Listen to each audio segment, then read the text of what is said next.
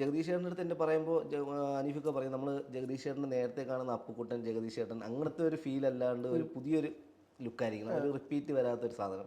അതുപോലെ ഒരു എന്താ പറയുക, ആ ഒരു ഹോളിവുഡിൽ എങ്ങനെയൊക്കെ ഒരു വില്ലൻ വരില്ലേ, ആ സൂട്ടൊക്കെ ഇട്ടിട്ട് ആ ഒരു അപ്പിയറൻസിനെ പിടിക്കണമെന്ന് പറഞ്ഞു. അപ്പം ഞാൻ സ്കെച്ച് ചെയ്ത് കൊടുത്തു. പിന്നെ അടുത്ത സ്റ്റേജ് എന്ന് പറഞ്ഞാൽ ജഗദീഷ് ചേട്ടനെ കൺവിൻസ് ചെയ്യുക എന്നുള്ളതാണ്. കാരണം ഞാൻ ജഗദീശൻ സാറിനെ പോയി സ്കെച്ച് കൊണ്ട് കാണിച്ചിട്ട് ഞാൻ പറഞ്ഞു ഇതാണ് ക്യാരക്ടർ ഇങ്ങനെയാണ്. അപ്പം ആൾ ഒത്തിരി പടങ്ങൾ ചെയ്യുന്ന ആളാണ്, പല ക്യാരക്ടറിലും മുടിയുടെ കണ്ടിന്യൂറ്റി പ്രശ്നം ഉണ്ടാവും. അപ്പോൾ ഞാൻ പറഞ്ഞു സാറിന് മുടി വെട്ടാൻ ബുദ്ധിമുട്ടാണെങ്കിൽ ഞാൻ വിഗ് അറേഞ്ച് ചെയ്യാം, കാരണം അത് ആ ഒരു ഓപ്ഷൻ ഉണ്ട്.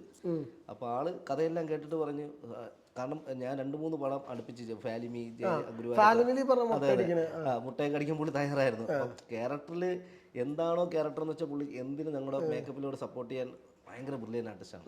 അപ്പം ഞാൻ ഈ ഒരു സ്കെച്ചും ഞാൻ പറയുന്നതൊക്കെ പുള്ളിക്ക് അത് കൺവിൻസ് ആയപ്പോൾ മുടി വെട്ടാൻ സമ്മതിച്ചു. അങ്ങനെ മുടി വെട്ടിയിട്ടാണ് പുള്ളി ആ ഒരു അപ്പിയറൻസിൽ എത്തിയത്.